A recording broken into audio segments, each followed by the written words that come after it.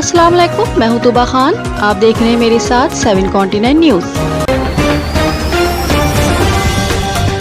आइए सबसे पहले नजर डाल लेते हैं अब तक की हेडलाइंस पर। अमेरिका में 7.5 तीव्रता का भूकंप, सुनामी की वार्निंग की गई जारी। अमेरिका में भारतीय मूल की 14 साल की लड़की ने जीता 18 लाख का इनाम।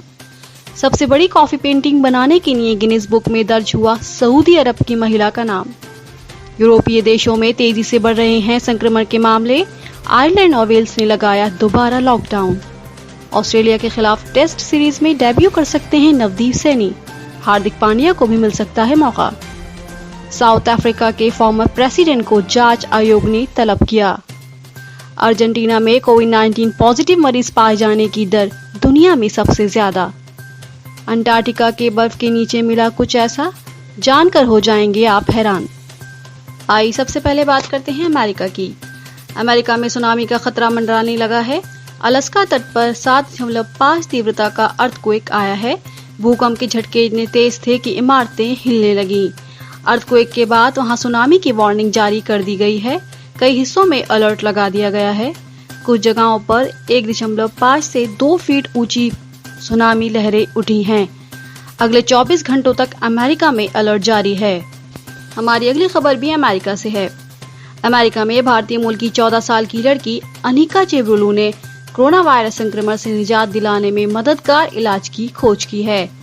अनिका ने अपने रिसर्च के लिए $25,000 यानी करीब 18 लाख रुपए का इनाम जीता है। ये डेंजरस वायरस अपने प्रोटीन के जरिए अपना संक्रमण फैलाता है।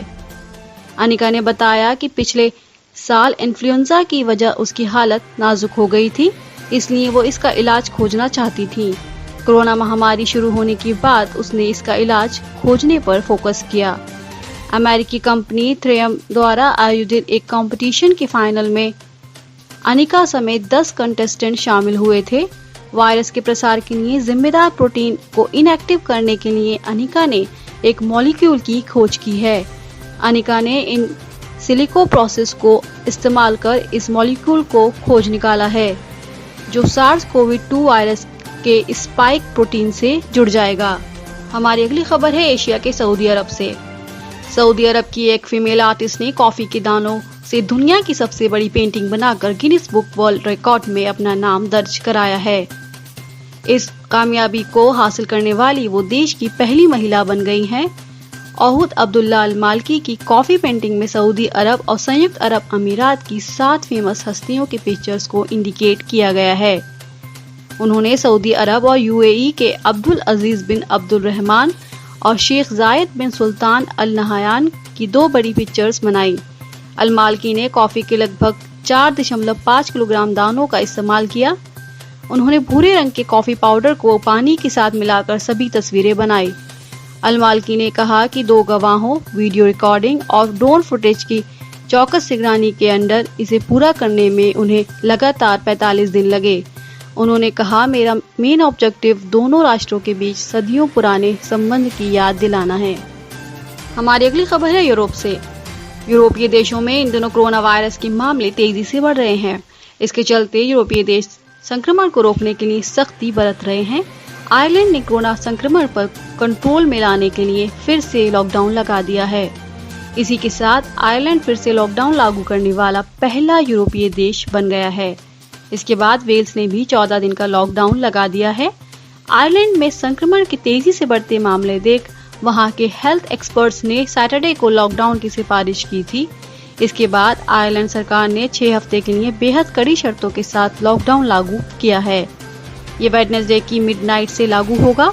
इस लॉकडाउन के बाद Ireland highest corona virus warning के 5th स्टेज में पहुंच गया है। हालांकि लॉकडाउन के दौरान स्कूल और बेबी होम्स को खुले रखने की परमिशन दी गई है। साथ ही इलाइट लेवल गेम जारी रह सकते हैं, लेकिन गैर जरूरी सेवाएं समेत सैलून बंद रहेंगे। हमारी अगली खबर है ऑस्ट्रेलिया से। भारतीय right arm pacer Navdeep Saini को इस साल ऑस्ट्रेलिया के खिलाफ 4 टेस्ट मैचों की सीरीज में डेब्यू का मौका मिल सकता है। सैनी ने 2019 में लिमिटेड ओवरों के क्रिकेट में डेब्यू किया था। इसके बाद से वो लगातार अपनी परफॉर्मेंस से इम्प्रेस कर रहे हैं। उन्होंने अब तक 5 वनडे में 5 विकेट और 10 T20 इंटरनेशनल में 13 विकेट हासिल किए हैं। IPL और डोमेस्टिक क्रिकेट में भी नवदीप ने प्रभावित किया है। ऐसे में कई गेंदबाजों के चोटिल होने की वजह से इस साल उन्हें टेस्ट डेब्यू का मौका मिल सकता है। भारतीय क्रिकेट टीम इस साल दिसंबर में ऑस्ट्रेलिया दौरे पर जाने के लिए तैयार है। हालांकि टेस्ट टीम के लिए भारत के पेस अटैक को मुश्किल का सामना करना पड़ सकता है। टीम के दोनों मुख्य खिलाड़ी ईशांत शर्मा और भुवनेश्वर कुमार खुद चोटिल हो गए हैं। हार्दिक पांड्या को टेस्ट टीम के लिए मौका मिल सकता है, लेकिन सर्जरी होने के बाद अभी उनके गेंदबाजी को फिर से एक्शन में लाना बाकी है।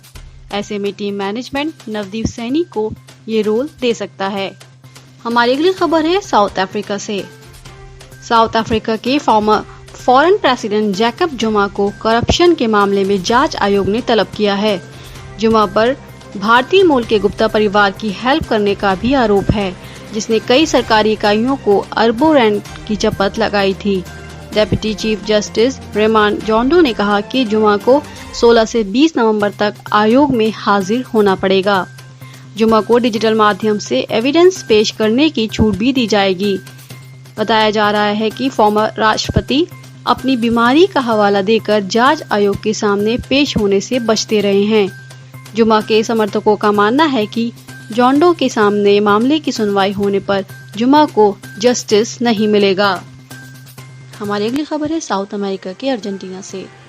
अर्जेंटीना में कोविड-19 टेस्ट में पाए जाने वाले पॉजिटिव मरीजों की तादाद दुनिया में सबसे ज्यादा है।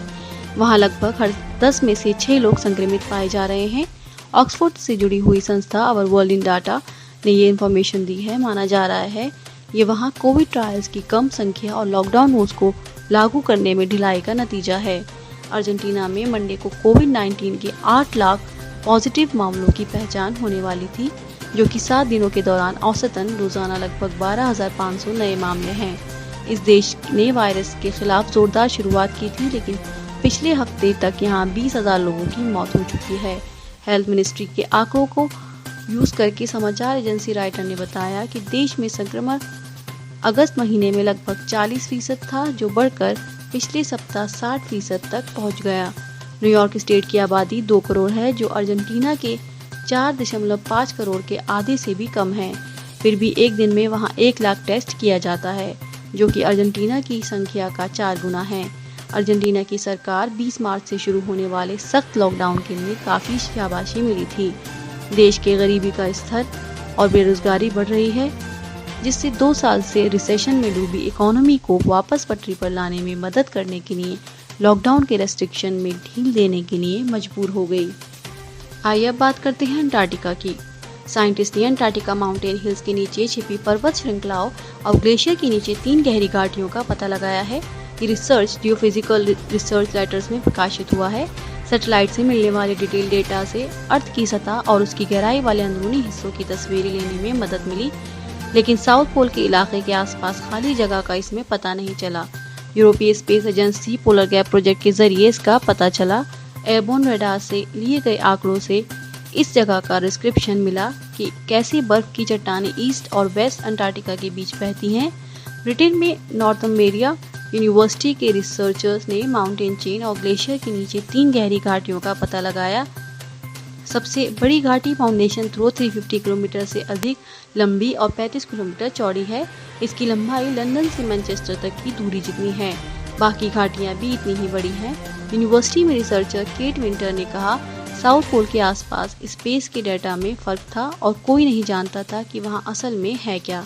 इसलिए हम पोलर गैप प्रोजेक्ट के नतीजों को जारी करते हुए बेहद खुश हैं। फ्रेंड्स, आज के लिए बस इतना ही। डेली न्यूज अपडेट के लिए हमारे चैनल 7 कॉन्टिनेंट न्यूज के साथ जुड़े रहिए। अगर आपको हमारी वीडियो पसंद आए, लाइक करें, कमेंट करें, शेयर करें और हमारे चैनल 7 कॉन्टिनेंट न्यूज को सब्सक्राइब करें और बेल आइकन दबाना मत भूलिएगा। चलिए इसी के साथ आपसे फिर मुलाकात होगी एक नई वीडियो के साथ। Thanks for watching. Have a nice day.